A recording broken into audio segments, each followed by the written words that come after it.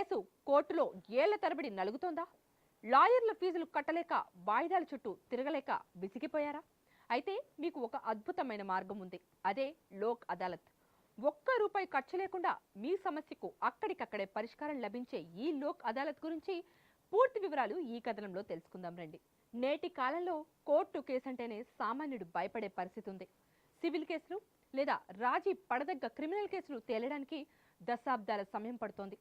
ఇలాంటి సమయంలో లోక్ అదాలత్ ఒక వరంలా పనిచేస్తుంది.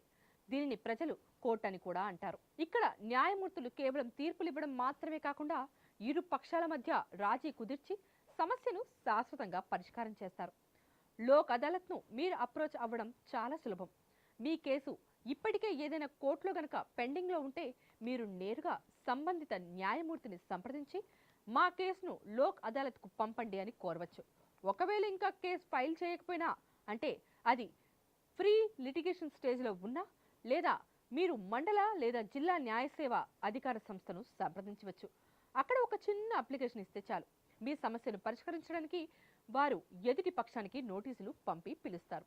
ముఖ్యంగా బ్యాంకులో రికవరీ సమస్యలు, భార్యాభర్తల గొడవలు, ఆస్తి తగాదాలు, చెక్ బౌన్స్ కేసులు మరియు రోడ్డు ప్రమాదాల నష్టపరిహారం వంటి విషయాల్లో లోక్ అదాలత్ అద్భుతంగా పనిచేస్తుంది. ఇక్కడ లాయర్ అవసరం కూడా లేదు.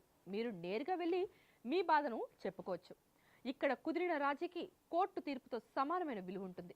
దీనిపై మళ్ళీ అప్పీల్ చేసుకునే అవకాశం కూడా ఉండదు. కాబట్టి గొడవకు అక్కడితో ఫుల్ స్టాప్ పడుతుంది.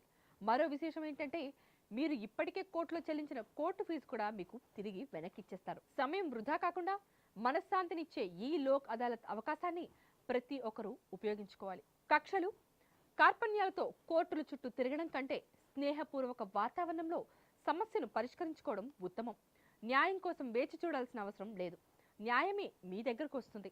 ఈ సమాచారాన్ని మీ మిత్రులకు కూడా షేర్ చేయండి. ఎవరైనా ఉపయోగపడచ్చు.